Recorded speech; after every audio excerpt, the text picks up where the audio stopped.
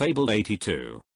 The Wolf and the Crane. A wolf, after devouring his prey, found a bone stick in his throat, which gave him so much pain that he went howling up and down, and importuning every creature he met to remove it. Nay, he promised a reasonable reward to anyone that should relieve him.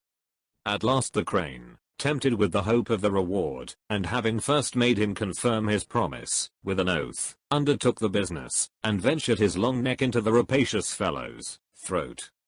Having plucked out the bone, he asked for the promised gratuity, when the wolf, turning his eyes disdainfully towards him, said, "I did not think you had been so unconscionable.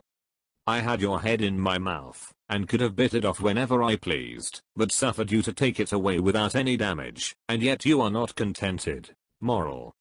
No one should risk overmuch his own safety to help another. Application. This fable may appear to some persons to be a caricature, rather than a picture, yet the author represents in it a true phase of human nature. There are persons to be met with so strangely infatuated with a sense of their own superiority to the rest of mankind, either by their long ancestry or their personal attractiveness, as to consider any service done them to be a due acknowledgement of their superiority.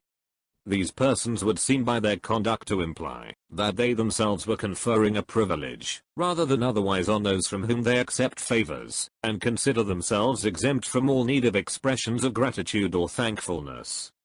Many a man has gone out of his way, and done injury to himself, in his desire to assist a friend, while that friend has laughed at him for his pains, and deemed his kindness folly. This fable teaches the imprudence of exposing ourselves to harm for unworthy persons, with the expectation of meeting with an adequate return from the persons for whom we expose ourselves to risk. It behoves us to know well the person in whom we place confidence. He who trusts in a man void of any sense of honorable feeling, will sooner or later smart for it. If thou lovest to be charitable, do so good to others that it hurt not. Jou.